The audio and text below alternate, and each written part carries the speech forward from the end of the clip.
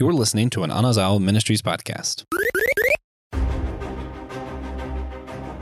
Does the Force need to die, or can we save it? Guys, we are going to be talking today about my favorite game of all time, Star Wars Knights of the Old Republic 2. This is Systematic Geekology. We are the priest of the geeks. I'm your host for this evening, this morning, whenever you're listening to this, Christian Ashley. I am, of course, joined by the finest, the best, the most wonderful co-host of all time, TJ Blackwell. How you doing, TJ? Oh, doing great. I've been asleep for most of the day, and I'm ready to do something productive. Oh, that sounds wonderful. We are also joined by a special guest today, this being, of course, Adam Bear. Adam, would you please introduce yourself to the audience?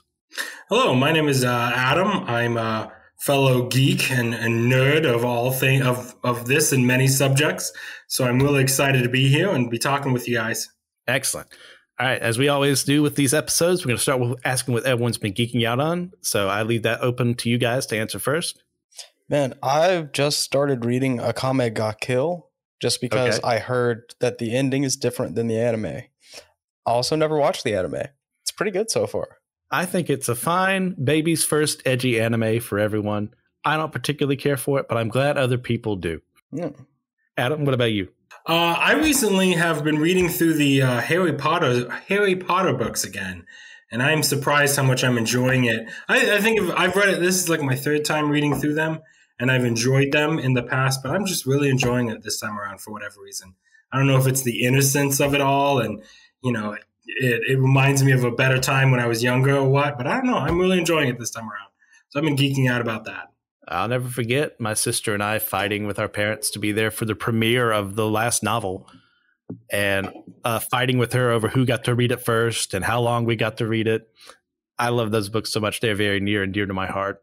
But as far as what I've been geeking out on, I had just watched Evil Dead Rise, which is a tremendous flick, a very worthy successor to the original Evil Dead movies. Now, I will caution, if you're like me and you're not very happy about blood and gore, which I knew it was coming in there because it's an Evil Dead movie, but like it's going to be there in spades.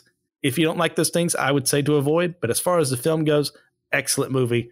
I love it a lot. Yeah, one of the best title reads I've seen in years. Most definitely. All right, so let's get into our main topic of discussion today, which of course is Star Wars Knights of the Old Republic 2. Now, guys, who among you would like to explain what this is and how it is different from the first game?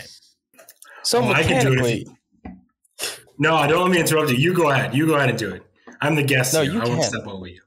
You sure? We have a guest. I'm here all the time, Well, the short version of it is, it's the second of the two KOTOR games that came out before the Old Republic, and it only had about a 14-month development time.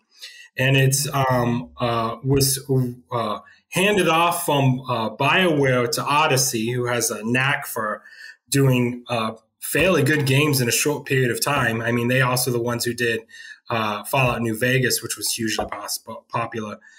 And it improves narratively on the first game, I think, and it improves gameplay-wise on the first game. I think there's plenty of complaints to rage for it. But it follows a separate Jedi that takes place several years after the events of the first game, and we're following kind of the aftermath of Revan and kind of following the tale of a new Jedi set in this same time period. And it's a really cool story. Yeah, I agree completely. Obsidian did a really good job with as little time as they had to make this game as good as possible, because we are dealing with the aftermath, like you said, of Knights of the Old Republic, where we defeated Darth Malak and stopped the Star Forge from producing all these ships, from taking over the Republic. And now we're a couple years later, and the Republic is still around, but the Sith are starting to come back, it seems. And I love how they set that up. TJ, anything you want to add to that? To me, it's leagues better than the first one. That's not that popular of an opinion, but it definitely is. I would second that completely. So I think, how are you guys introduced? Go ahead. No, go ahead, Adam. I think one of the coolest things, and this is immediately jumping out at me, is because this was really one of the first games where you could continue the story from the previous game. Dragon Age hadn't come out yet, neither had Mass Effect.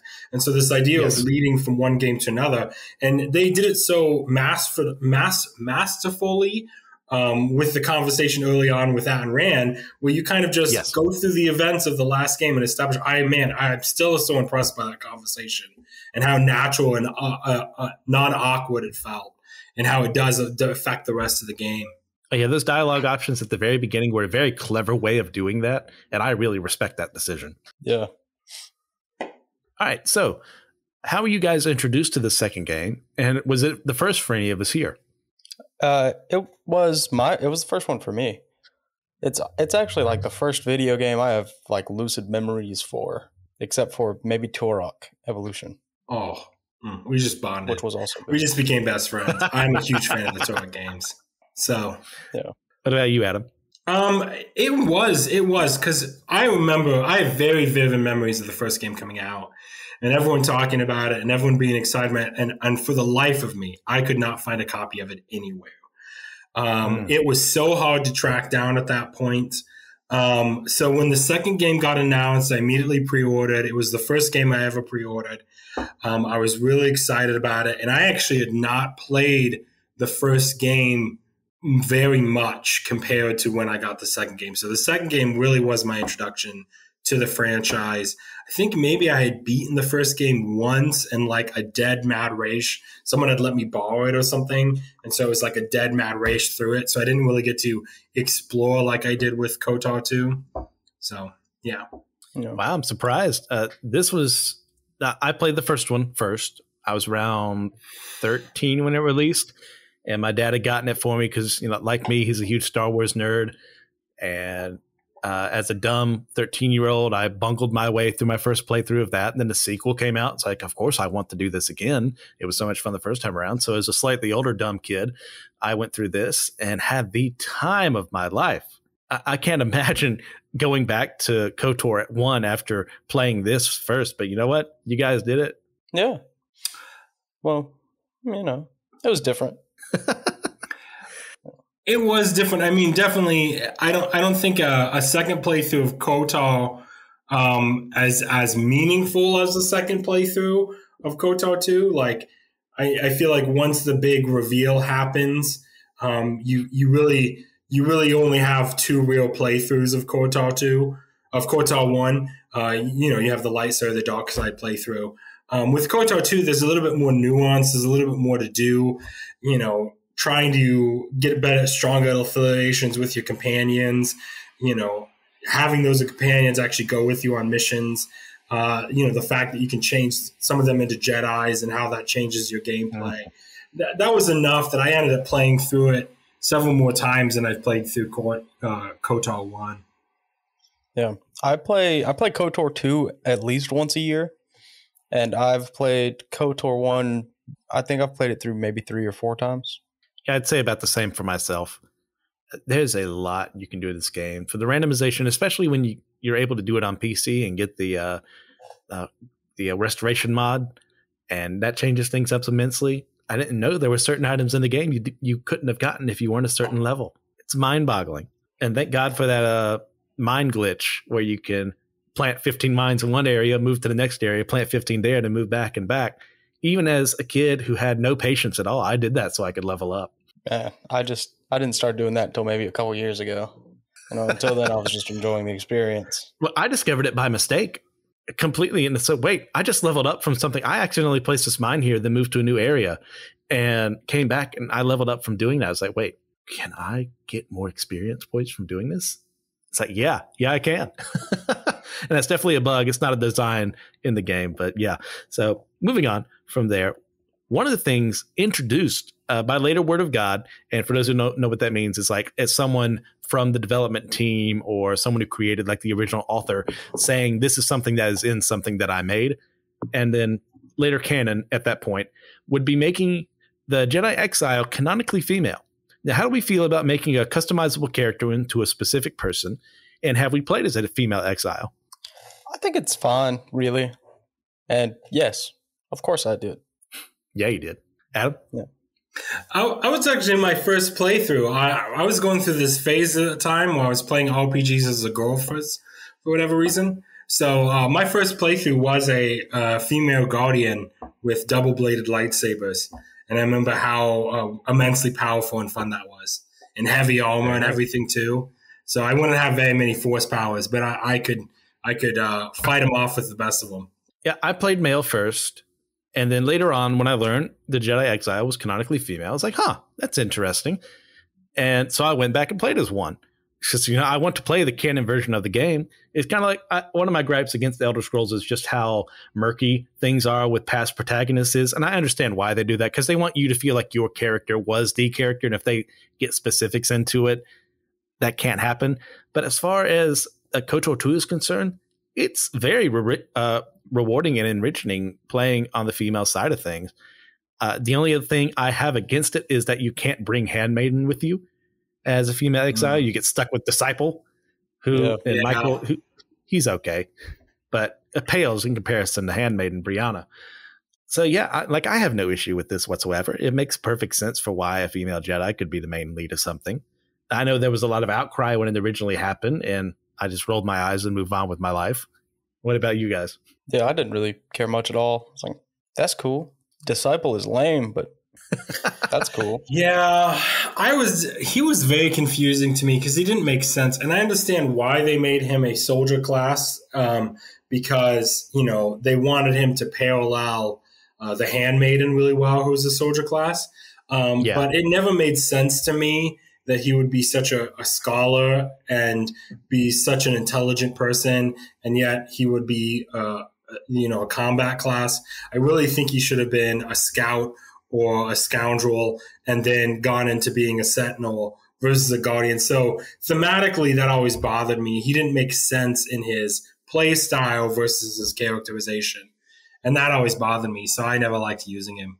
Yeah. Well, Plato was a wrestler and Diogenes. And there's such thing as a genius bruiser. But I understand completely what you're saying, Adam. It's like, I never leveled him up for anything. I never used him for anything if I didn't have to. I never brought him the Duxon later on or had him on Onderon or anything else. Like, he was there. It's like, I care a little bit about you, but not enough to put you on a team. Like, you're on this council, but we don't give you the rank of master, essentially. That's how I felt about that. So I asked TJ and I this last time, but Adam, since you're here as well, let me ask, did you gravitate towards the light or the dark side in your playthroughs? And if so, why? I think it just depended on the mood. The first time I played it, I did light side because that's usually my rule of thumb in moral choice games, is to go on the good path first. But the irony is I have way more vivid memories of playing it through dark side, because my first dark side playthrough, that was the playthrough where I figured out that you can make your companions Jedis.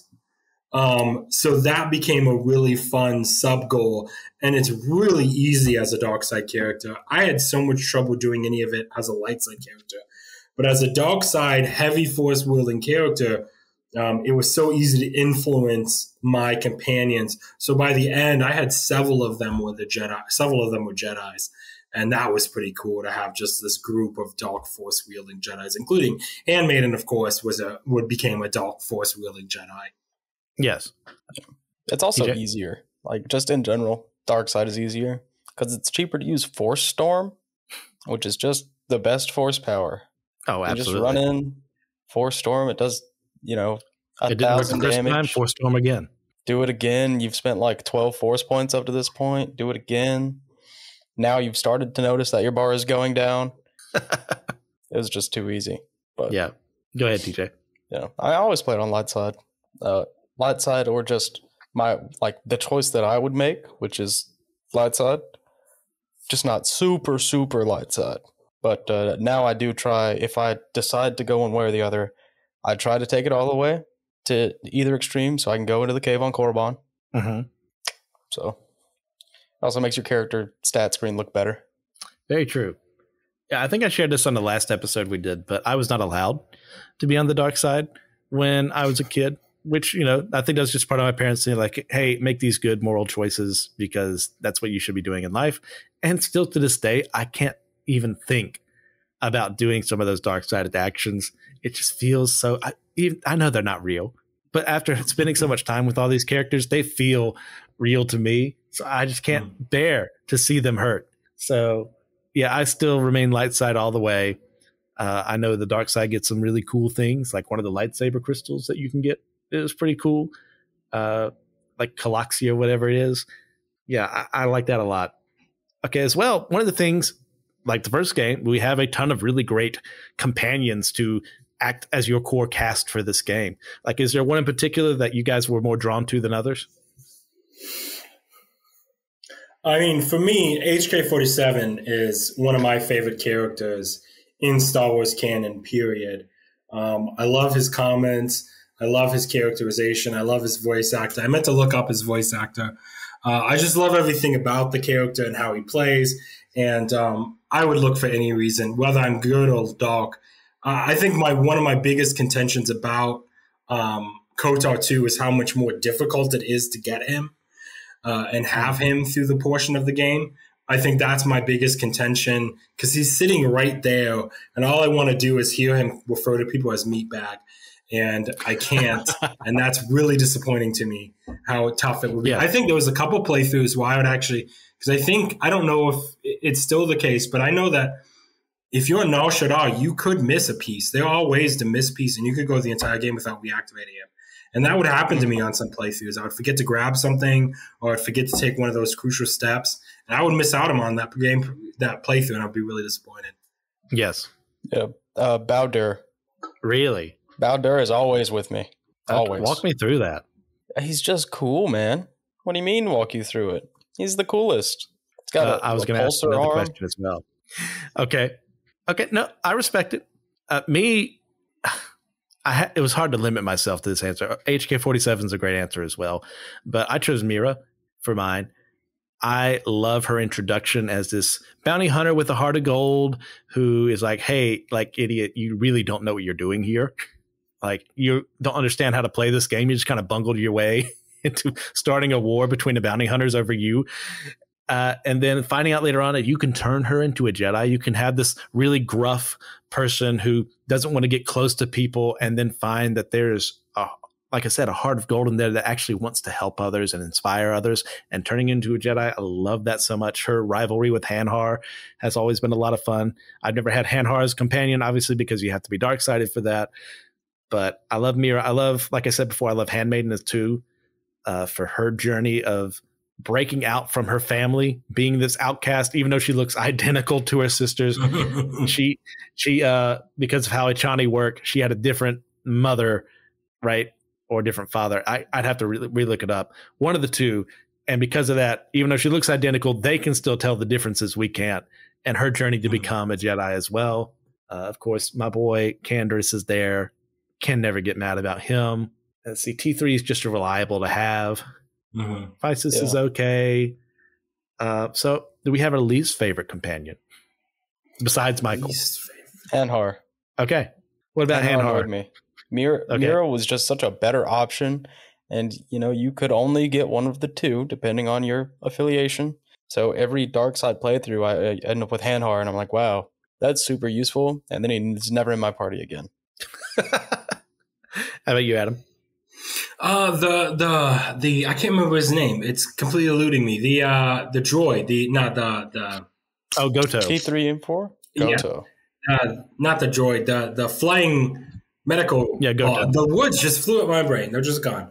The black medical ball. That was a companion that I was like, I already have two other droids. Why would I bring this floating ball with me? That's perfectly fair. And I forgot to mention, how could I forget Kreia, as like favorite characters here? She's not my favorite, but I really love her, despite sometimes being like, I really want to strangle you, old woman. But like, I completely get where you're coming from too. But as far as least favorites go, I got to disappoint you, TJ. Bayodur is on that list. Yeah, he would be on mine too. That's ridiculous. Yeah, there's that whole thing. You break the shield with his arm. That's pretty fun as a gameplay mechanic. I really enjoy the history he has with the Jedi Exile, and that brings more depth to him, in my opinion. But as far as the gameplay goes, he's almost never in my party. I don't even think I send him to Duxon at certain parts of the game when you can do that. I still turn him into a Jedi because more Jedi is better, but that'd be about it for him, in my opinion.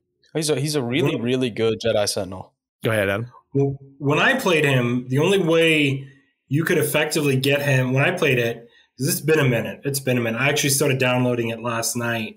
I'm like, I should play through that again. It's been a while. When I played it, you pretty much could only get him to be a Jedi if he was your only companion for huge portions of the game.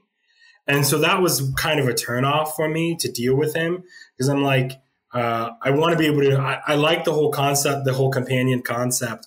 And I like this. It always makes more sense to me that you would have these adventures with multiple people. So it was always, I was always dissuaded from using him, because to get him to be a Jedi, at least at that time in the game's history, you would basically have to run him by yourself. Yeah, I didn't like that. Yeah, as far as that companion affinity system is, like, it's very early in gaming having something like that. Like you mentioned Dragon Age and Mass Effect later on. It's like they would build off of what was being created here. And I really like that. Although, of course, every time you have a conversation with Kreia, like you get that message almost every single time you have a conversation with Kreia. It's influence gain, influence lost, dark side points gain, light side points gain. Yes, go ahead, Adam. I was going to say, it's a really cool system that started, like the first game I remember doing that was Baldur's Gate, which was actually a BioWare game as well. So it was really, it was really cool to see that. And it's all based off of, this is all based off of D&D engines. So KOTOR 1 and 2 are based, I think it's like not third edition, like second edition or something like that. 3.5. Yeah, something like that. So it's all based off of that D&D engine, and it makes sense that they would have companions be such a huge part of it, because it is based off D&D, which is made to be played with other people. Yeah, the games got exponentially easier for me when I realized that, because I was just looking through the action log one day, and if you ever look at it, it'll tell you like what you rolled for things, and I was like, oh, interesting. And then suddenly all of the numbers in the game made sense. I was like, oh, critical range. It's, if I get between 18 and 20, I get a critical hit. It was a game changer. Yeah, it took an embarrassingly long amount of time before I figured out how that system worked. I'm talking like in my 20s. Yeah, but it also, when it was time for me to start playing D&D, it made that easier too. Yeah, I wish I'd done what you did and look at the action log, because that would have made D&D a lot easier when I started doing that too. Yeah. So if you're looking to get into D&D, possibly play with us, play Knights of the Old Republic too. Oh, yes. All right, so we've talked about our companions. And what about other NPCs? Is there anyone that we kind of gravitated towards as well? And I know there's a large cast. It could be someone who shows up for one scene. If you don't have an answer, that's okay. There's a lot to pare down. What's his name? It starts with an M. The Authorian from Telos that runs... well, there's Chodo Habat. Yeah, Chodo Habat. Yeah. I've always loved Chodo Habat. The way he talks, I make that sound all the time. All the time. I don't know why. It's just so funny to me. You need more time to think at it? I can tell mine. No one sticks out other than the one lady, the handmaiden's mother. I thought that was such a cool interaction between the two characters. And it's such a cool, well-written scene where you're like, your choices unfold this narrative of your character's backstory. And the way that that's playing out in front of you, I always thought was really, really cool. So I think she was probably one of my favorites. I can't tell you how much time I spent replaying that conversation, trying to get my lightsaber from her. It never worked out. Yeah, Atris is a really great NPC in this game, a very great character of showing how easy it is to fall to darkness without realizing it. Like that line Kreia gives her, I'm going to butcher it if I say it, but it's that gist of what I said earlier. It's like you get on this path and you think you're in the right, but you've just been in darkness for so long. And she surrounded herself with that. And to see her move, and actually there's some hints in the game that Kreia may actually be the mother of Handmaiden in her past life. Kreia isn't obviously her name. She may be someone they mentioned called Aaron K. So that could be something. Like, it's not confirmed. I think Avalon, that one of the developers, said that is a cool idea. I didn't intend it, but that's pretty cool. Yeah. So yeah, I love Atris a lot.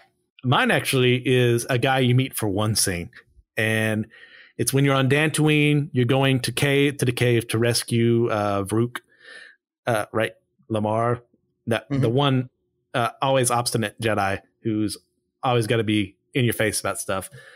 And you meet this Twi'lek who's just roaming around. And his name is Arnell. And in conversation with him, you find out he's force sensitive. And like you have this moment of you can rat him out. You can take his pheromone that he has that's preventing him from being killed by the Kenrath in there. Or you can like say, I'm going to keep your secret. I just found him so fascinating, this guy who's working with these people while he has this own, if they ever found out, he would be taken too. Yeah, no, he was cool. He died a lot for me. Really? Yeah, I think that's a common bug. That somehow like it doesn't work like it's supposed to in game, and like the Kenrath will start trying to kill him. Yeah. Pretty sure I figured it out, but I remember it used to. He just died like every time. All right. So one of the best parts of any Jedi game is obviously going to be using your lightsaber. Like, do we have any specific loadouts we use, like lightsaber crystals? How do we customize them? Like armor as well, like or robes?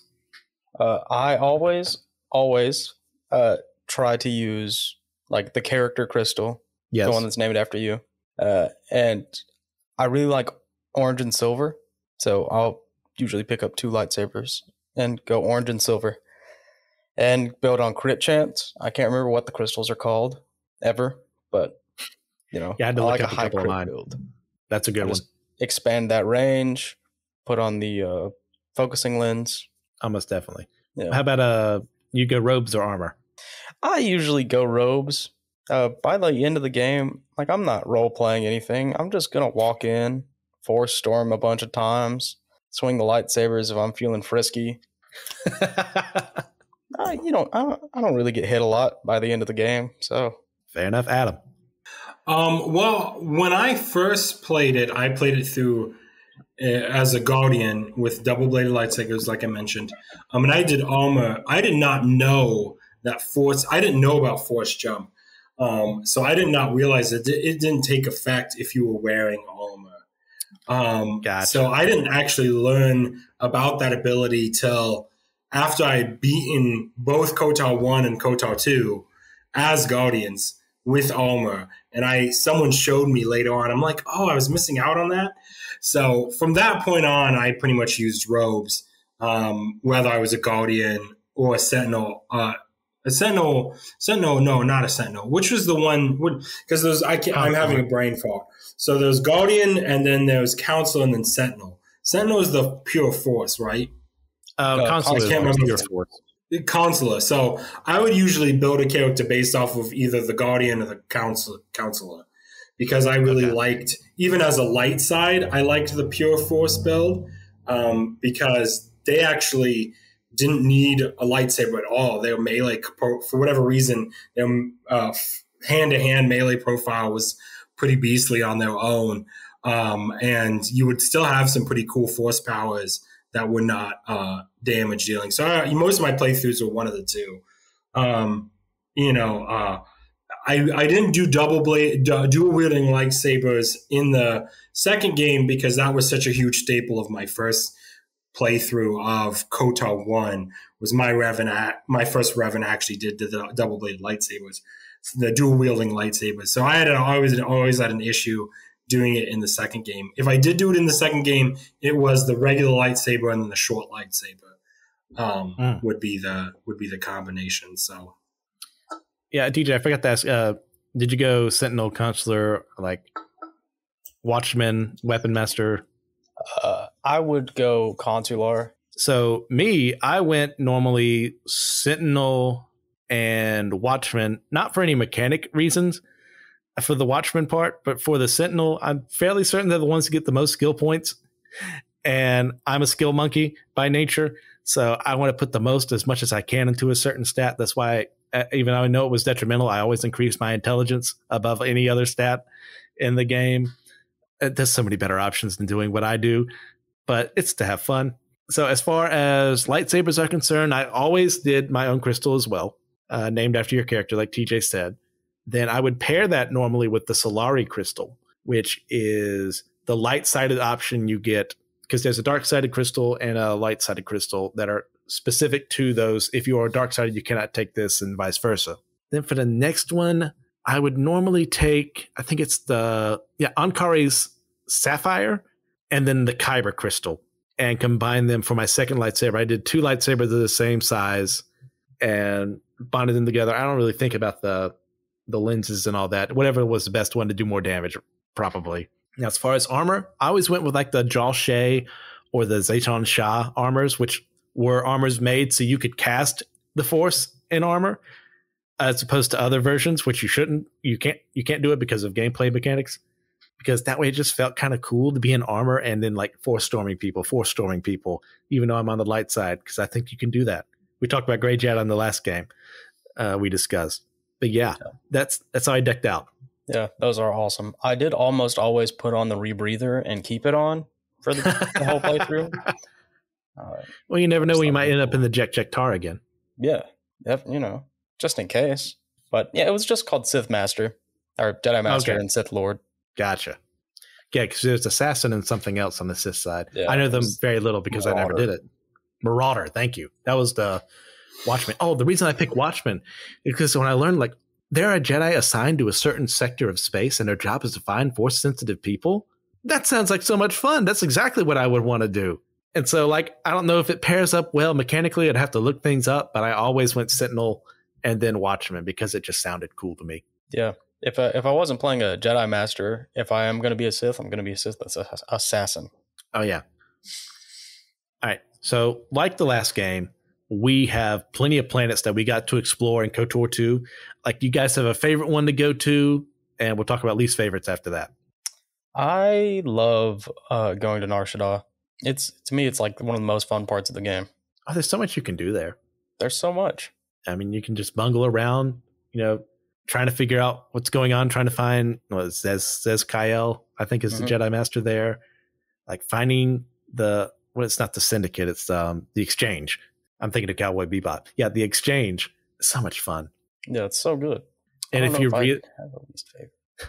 Yeah, I've never done this, but I've seen video of people doing it. That one time you get attacked by thugs and you have that dark sided option of Force persuading them to jump down to their deaths. It's like, man, I'm never going to do this, but that temptation always appears whenever the option is shown.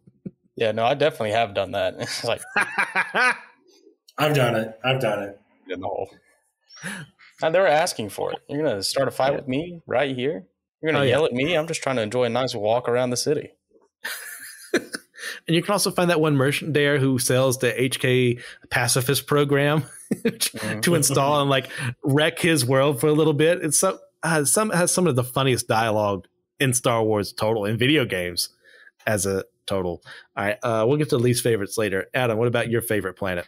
I always liked Korriban, believe it or not. I like the narrative layout of it because you go through that back cave and you have you unlocking so much of the backstory of your character and even the backstory of Revan, which I think is really interesting because I do have a fondness for Revan as a character.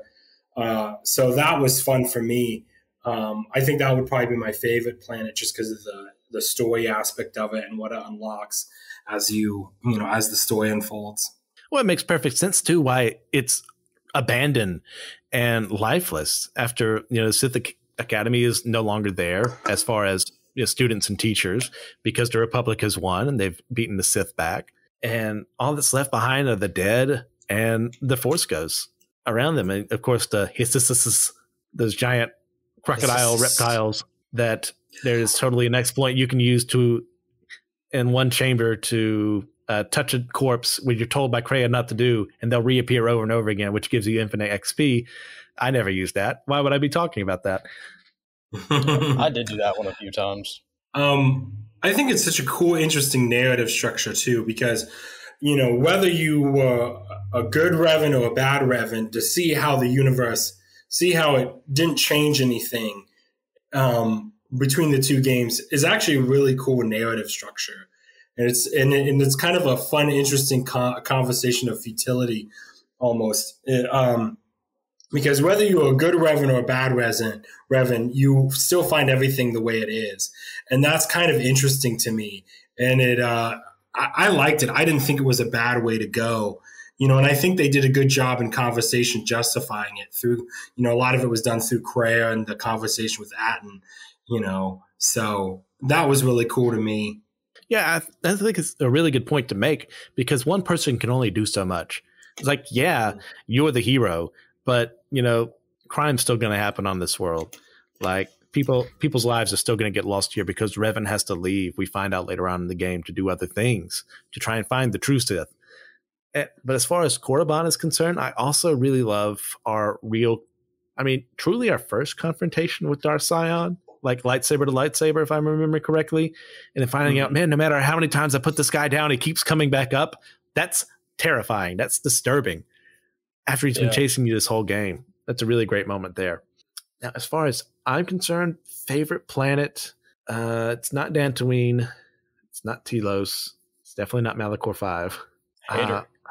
I may give it to Onderon and Duxon. I know that's a slog for some people going through them, but I love because it brings up earlier lore established in the comics that these games were based off of the Mandalorians and the confrontation on Onderon and how the Sith had a presence there back in the day. As you later return there with some of your companions, they're actually fighting in your stead on your behalf over there on Duxon while you're attacking on Onderon. And then the conflict there between the Civil War. And I love Kavar a lot. He's one of my favorite NPCs too. Unfortunately, he goes the path of the other Jedi Masters in the game, and they fall back on old instincts and try and take you away from the Force. But that's another thing. But I love my Mandalorians. I love my Jedi Sith conflict, and you get both on Duxon and Onderon. Now, how about least favorites? I don't know if I really have a least favorite. That's fair. Okay, go for it. Talos. I hate it, man. Talos. Such a drag. 4. You just the running back and forth, and I mean, you've already been through the mines. I can't for the life of me. I can't remember. Yeah, not. What was the name of the beginning? What? Paragus. Yeah, you've already been to Paragus, which was a slog in itself. A lot of running back and forth. I like the narrative structure of Paragus, but then you have this one more step before you feel like one more gate before the game opens up, and it always really bothers me. You get there and immediately you get captured.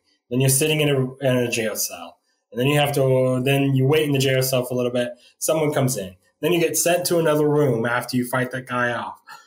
And you have to wait 2 more times as 2 more people come in and talk to you. And then you have to either do the exchange side quest or you have to help the citizens of the planet side quest. And it really is just a slog for me. And usually if I'm going to bail out of a playthrough, that's what happens is in Talos. It's like, what I mean? That is totally fair. The ringtone on the console in the room you're placed in house arrest is my actual ringtone. Ooh, that's pretty good. I like it. Yeah, Telos 4 can be, it's a slog because it's still early game. You don't have as many Jedi powers yet. You still don't have a lightsaber. And I'm glad none of us said Paragus, even though it's probably our true answer along the way. It's like how many times we have to replay that scene. Yeah, Telos 4, as far once again as lore is concerned, I really love everything that's going on there of it being Carth Onasi's original planet and him wanting to defend it. And then you see the different biospheres they're trying to create, the Zerka doing their shifty things on this end, and the Ithorians trying to actually save this planet and not just market the heck out of it. I love all that too. But as far as least favorites are concerned, and I know some people are going to be upset, but Malachor 5 is one of my least favorites because it's very indicative. We talked earlier, Adam, you brought up how this game was rushed. And this is that part of the game where I really see it. Once again, this is a lifeless world. There's very few things there besides storm beasts. But part of this is a personal irk in that I didn't find all the storm beasts the first time I played through. And then you have to play as remote, Beodur's remote. And then you get destroyed because you're a level 1 remote versus these storm beasts. And of course, you're not going to win. And it's hard to lock out of the fight to actually do what you're there to do because you're 13 or 14 and dumb and you don't know what's going on. So there's some personal bias there, I'll just say. Yeah. You didn't level up remote in your playthrough? If only. If only. Go ahead. I think my favorite part about Malachor 5 is when you're fighting through the temple after Kreia, and you're just fighting all these dark acolytes as you go. That was always a fun fight for me. Just the endless waves. Yeah, a nice callback to the Starforge as well. Like, you're going through all these Sith acolytes trying to kill you, and then you keep going and going, and like nothing is stopping you, because at this point in the game, you are the unstoppable force, and nothing is going to get in your way. I love it so much. All right. So, in contrast to the last game, we are not revealed to be some brainwashed Sith Lord who used to be in charge of everything. Instead, as we establish more lore of what happened with the Mandalorian War, we were one of many renegade Jedi who left the Order and tried to put a stop to the Mandalorian War because we wanted to save lives, and the Jedi were refusing to do anything. And we specifically gave the orders to destroy Malachor 5 because of the Mandalorian presence there, and which actually ended the war. We then willingly came back, as opposed to everyone else, to be judged by the Jedi Order for what happened there. Like, how do we feel about how this game portrays the desire to seek repentance? And what are our thoughts about how the Exile's characterization is handled? Well, it's all up to you, really. Yeah, that's it. Yeah, I mean, it's up to me. I wrote it. I did a great job. Fair enough. I mean, I liked it. Being as someone who I like to play, I come from an acting background and characterization background, so it's really fun for me to RP these characters, and having that same character, go through the story different ways, starting off on the footing of, oh, they came back as a bad Jedi, or they came back as a Sith or a dark Jedi, or they came back as a broken, repentful Jedi. Either story is really compelling and really interesting as it goes through the story. I mean, I've had playthroughs where I came back as a dark Jedi with a red lightsaber, but yet then played through the rest of the game as a light side character. And even though the changes are subtle, it does make for a compelling narrative, even through the fourth or the fifth playthrough. So that was always fun for me. I really appreciate that. Where do we learn this? Do we get the footage? We get the footage on Telos 4 after we leave Atrus's place, right? Yeah. And we see the trial that we had. We give the option of seeing it, because I think there's some people who've never seen this before that played the game, if I remember correctly. You have the option to not watch it. Yeah. And you see, like, out of all the Jedi that went to war, you're the only one who came back. And that's because if you look into KOTOR 1 and other stuff, like, that's because they all fell to the dark side and joined up with Revan to fight against the Republic. What is it about me that, unlike everyone else, I resisted that call? And part of it is what we'll get to in a second, is that wounded the Force kind of thing is kind of affecting us. But it's also, what about me as a person? Why did I reject that fall? Why did I come back, even though I knew I was doing the right thing to save these people from destruction, from the Mandalorian threat? Why did I come back? Yeah. Well, I think the Exile just had a really nice apartment on Coruscant. It's like, just sign a 6-month lease and I just can't get rid of that responsibility. Yeah. Their galactic credit score would go down. Oh, absolutely. Especially after disappearing for so long. Yeah. I know for me, for playing it as a light side, my logic would be, the character came back because just as much as they disobeyed the Jedi Order because they thought they were doing the right thing, they also know the rules of the Jedi, so they would come back because that would be the rules. Facing responsibility for their choices was part of my characterization when playing it through as a light side.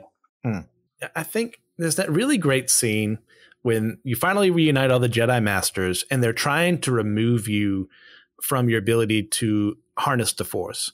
And Kreia comes in, wipes the floor with them, and says, "You fools have learned nothing." The Exile came back here because she is really the only Jedi left as far as Kreia is concerned. And obviously Bastila is still out there, as we find in the game. But like, unlike the rest of you, she fought to protect people, then came back to face judgment for breaking the rules, to like make amends for what happened. And like, you have learned nothing from her example. And that's why I'm murdering you right now, because, oh, no surprise, Kreia was a Sith the whole time. Who could have imagined that with the way she talked? That was subtle. And like, I don't even care that it wasn't subtle, because I love her a lot. This cranky old woman who's probably going to be me when I get to be that age. It's like, can't you idiots just do what I tell you to do? We'll get to her in a moment.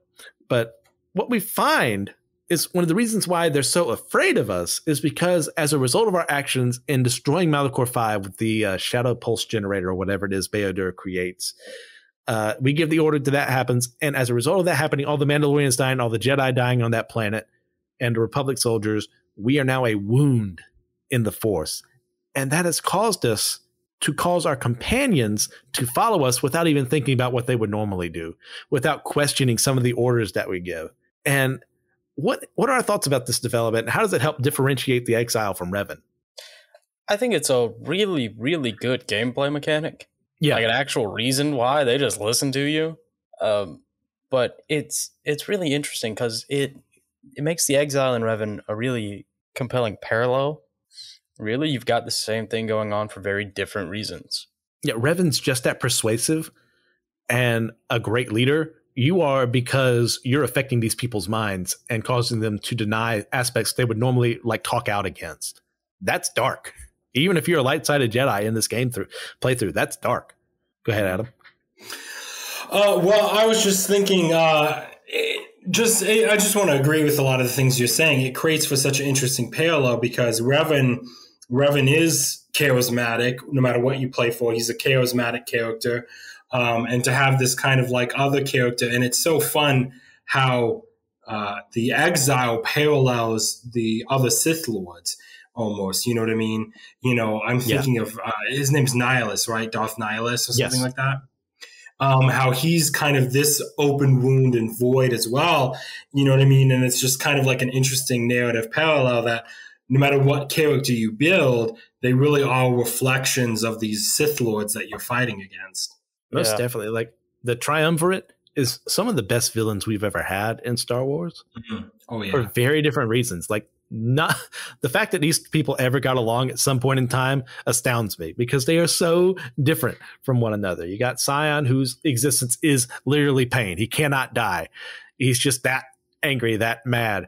And you have Nihilus, who is so out of touch with life that he seeks to destroy life in order to try and find a way to control it and get back to who he used to be. Or is he just that far gone? We don't know because all he does is blah, blah, blah, all the time.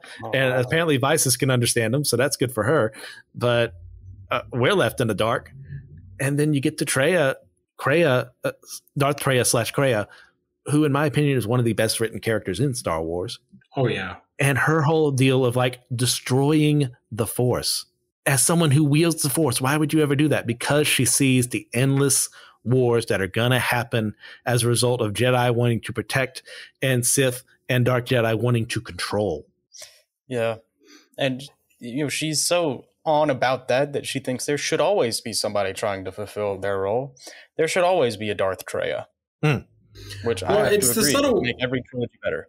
It's the subtle brilliance, whether you think George Lucas was accidentally brilliant or if he was intentionally brilliant, it's the subtle brilliance of what he established in the original episodes 6, 7, and 4, 5, and 6.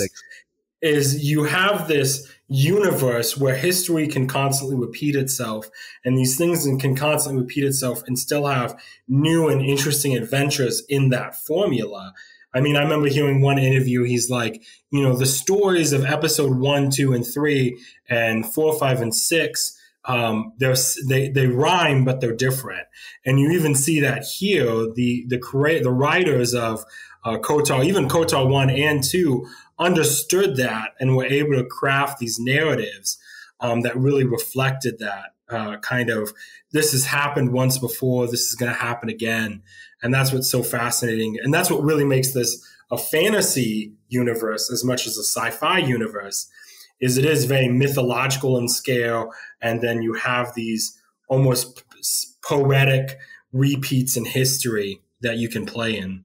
Yeah, one of the things, I agree completely with what you're saying, that Chris Avallone, or Avallone, how the heck you pronounce his name, one of the head writers for KOTOR 2, said is that he wanted to deconstruct the elements of Star Wars. And that's why he watched and read everything that had ever been made. I'm talking like source books for RPGs that discontinued after 1 year of use.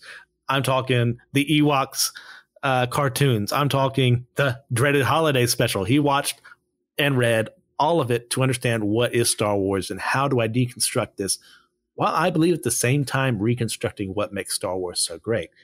Now, this gets into the question I was going to ask, and here we go for the controversy here. I got to bring it because of who I am. Many people have drawn parallels between this game and The Last Jedi for being willing to deconstruct the tropes and ideals of Star Wars. As the number one sequel hater myself on this show, I get what they're trying to say. I understand what they're trying to say, but I highly believe that this game did it so much better and with more purpose in mind. So what does it say? What does it say? Have to say about the Jedi, the Sith, and the Force? And is there a fair comparison to be made between this and The Last Jedi? I think the difference is when you have, because I do agree with the parallels, but I think the difference is in the approach of how they looked at Revan and how they looked at Luke. Because Revan really is a parallel to Luke in the sense that if you go chronologically, if you follow the official canon, you have this dark side Jedi that gets redeemed, much like how Luke would hope Anakin would get redeemed. That goes on to save the galaxy, much like Luke went on to save the galaxy. I do see that parallel, but what I'm trying to say is they handled Luke so poorly in The Last Jedi versus KOTOR 2. They understood the reverence of Revan, and they understood that whether he was a light side or a dark side character, he has this huge impact on this time and this place, and they constructed the game around that. And so I think not actively trying to demean your previous character or demean Revan as a character really helps to make it so this game can exist on its own and be criticized differently from its previous game. If that makes any sense at all, if I'm not rambling like a crazy person. I'm with you 100%. TJ. So I don't think it's outlandish to say that. I do think we give a lot of credit because KOTOR 2 came out before Revenge of the Sith even. So yes, some of around the same time. Oh yeah, I think it was right after. But it was 05, so it might have been right after. You're right, because it was Christmas. It was right after. Yeah. But it was still in development, before the movie came out. So a lot of the Star Wars tropes weren't even really tropes yet. I think it helped solidify some of those being the norm, but it's just so much more. It's executed so much better, in my opinion, and being able to play it out. I do. The Last Jedi is okay. It's not as good as Knights of the Old Republic 2. Of course. Yeah, well, I know, TJ, you're positive on a sequel trilogy than I am overall. I think what you said, Adam, about the reverence, that's a really good word to use for how this is being handled. Because at the end of the day, Chris Avellone became more of a Star Wars fan when he was writing this, even though he has issues with how the story is created, with the mythos and everything behind it, the light and the dark side. And Kreia is pretty much his character speaking in the game. If Kreia says something, chances are he believes that. But he still leaves hope in the game, because one of the biggest themes of Star Wars, that's why the first film is called A New Hope, because it's introducing in a time where it seems like there's none, we're going to give you something to hope in. And The Last Jedi, after that film is over, I feel no hope. And this is not a Last Jedi bashing session. I'm sorry. It's just who I am. I have to bring it up. I mean, have I missed that one? I have things to say on the matter. You can join the winning team on that one, but we're almost at an hour here. So for the sake of brevity, I will say, like I said, I understand the parallels because both are attempting a deconstruction, but that reverence thing you brought up, Adam, I don't think Rian Johnson has the same reverence to Star Wars that Avellone did. Now, I think he still likes Star Wars. I think he's a really great director because I rather enjoy Knives Out. I think it's a tremendous film. I have not seen Glass Onion yet. I need to watch that. But when it comes to Star Wars, I felt no care for the franchise he was working in. Now, other people are going to say completely different things on that matter, and we can agree to disagree. There's a reason I rate the film a -1 out of 10. All right, TJ, as the more positive member of this chat, I will give you the last word on this subject before we move to our next question. I still don't think the sequel trilogy is that good. And that's the most positive thing we have to say. So if you like the sequel trilogies, once again, I am not a hater of you. I'm not a hater of the actors. Sometimes I'm not a hater of the writers involved. It helps when you actually have writers who care. But like, you can have your opinion. I still want to love on you and respect you for your opinions. Like, I still talk to Joshua somehow, and I don't know how that works, but I love him. I think it's Jesus. That has to be the end of that. I will admit, though, not to get it off the top, I did like episode 7. I thought it was a good start. I just didn't take a good next step. You know, it was disappointing in that way. All right. So TJ mentioned Korriban and a vision we can have there earlier. We're offered this vision where we have the opportunity to attack Kreia because, surprise, she's a Sith. And one of the options we're given is that we can say, look, this doesn't matter. Like, you're just a Force vision. I'm not going to do anything. And a phrase is repeated several times over, and that is apathy is death. Like, what do we feel about this statement? I think she's spitting. If you can't feel anything, then what's the point? Adam? I think she was predicting the outcome. I think she was predicting the end of Star Wars. I think it was a cool scene. I'm trying to think back because, you know, different things slightly happen depending on what your playthrough is. But yeah, I think there's some truth in that. I think, you know, even in a spiritual sense, we as believers, we can't just, you know, we trust in the Lord we trust in the Lord to be in control, and we trust in the Lord to have everything in his plan. But there is a call to action, there is a biblical call to action for us to do things, for us to take part in this world, even though we're not of this world, we take part in it. And I think there's some really valid wisdom in this concept of apathy is death. And it's a good reminder spiritually that we need to be active participants in this world and in our faith and in our relationship with God and others. Yeah, that's what I said. Just with more words, as per usual. And that's why we love TJ. Yeah, I completely agree with the both of you, no matter how laconic you were with your response. Like, we are called to be ambassadors to this world. We are called to look after the widow, the orphan, the sojourner, what have you, because guess what? No one else is going to look after them correctly. There may be people in this world who will see their need, and out of that sense that God puts in all of our hearts, desire to see them better, but they're not going to do it in the right fashion. And God doesn't say, hey, look, hey, don't worry about the widow and the orphan and so on and so forth, because I'm going to do everything for you. Like, no, we are in a broken world. And as part of that, God will still intervene when he chooses to, but he's going to give us the opportunity to do the work that is going to bring glory to him because he put us there to do it. And that whole idea of apathy is death, there's no better way to put that. If you stop caring about the world, nothing is going to change.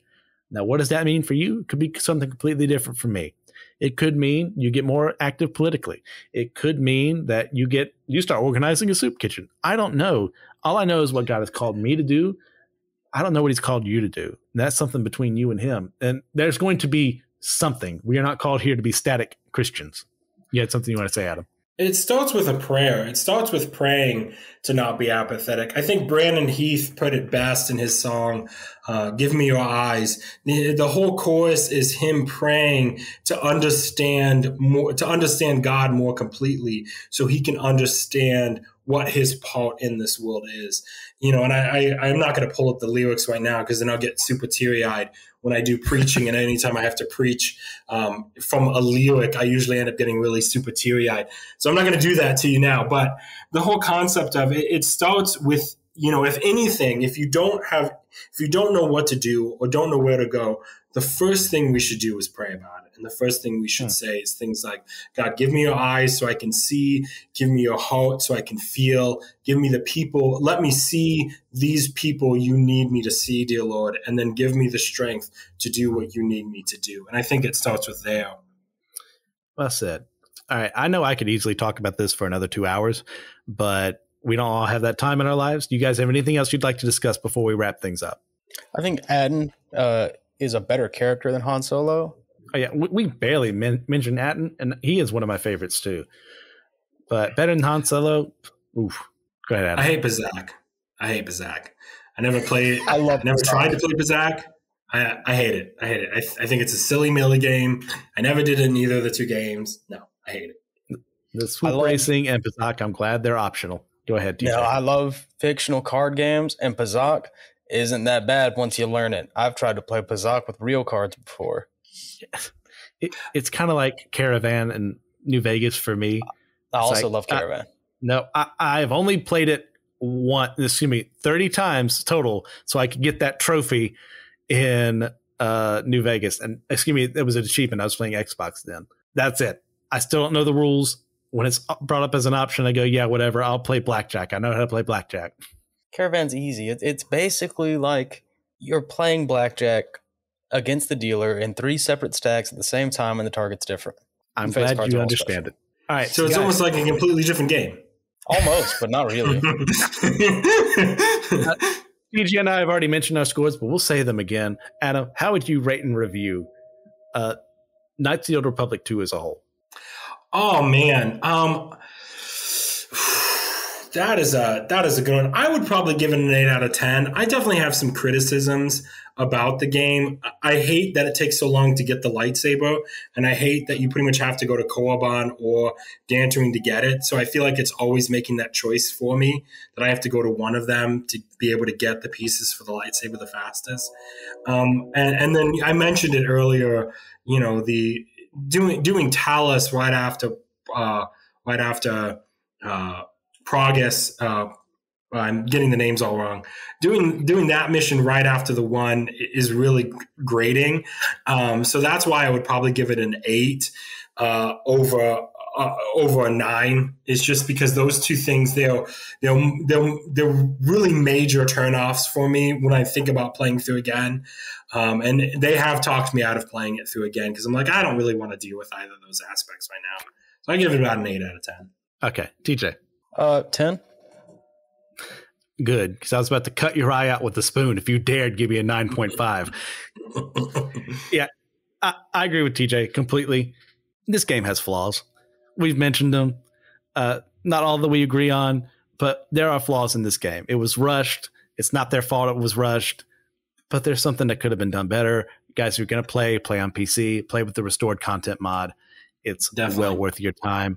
It's a 10 out of 10 for me. This is my favorite piece of Star Wars fiction that isn't what's going to be in my recommendation, which, speaking of, does anyone have a recommendation for the audience to check out? In like the Star Wars books? It could be related to this or just in general. Like, hey, I want you to watch this. I want you to see this. I want you to read this. Everyone should read the Darth Bane trilogy, which TJ and I will be discussing later on. Also, we'll be discussing the Old Republic as well. I will take the back burner on that one because I have not played. I have watched a couple of videos, but TJ will be in charge of that masterpiece. Yeah. The Old Republic video game? I love that game. So we may have Adam again for that one. You can. I've never beaten it, but I've played through a huge portion of it with all the characters. I highly recommend the book, the Revan, the book. I mean, I think the only negative thing about the book Revan is it really does kind of like lock you into the way you view the characters because it is the canon version of the Revan and the Exile.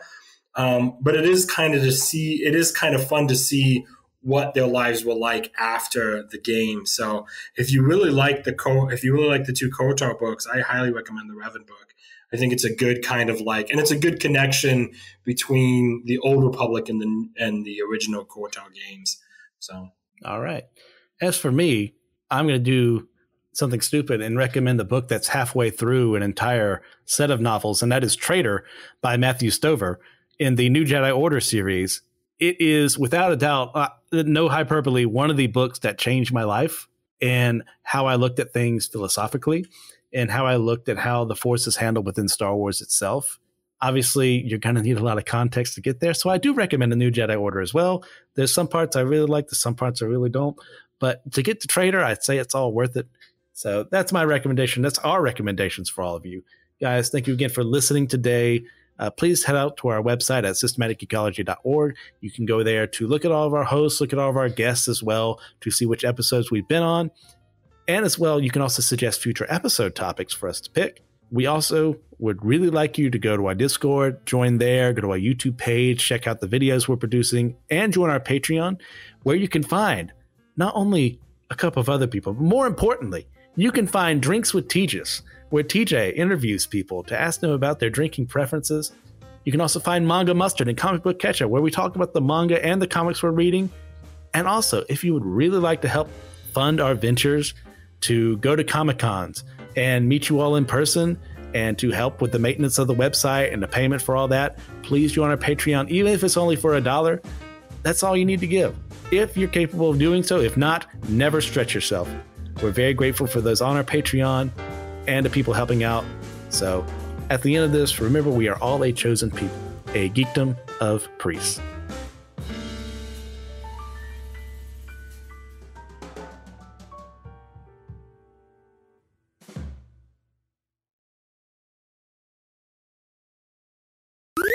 This was an Anazao Ministries podcast. If you enjoyed this show and would like to learn more about our network, be sure to check out the Anazao Ministries podcast network.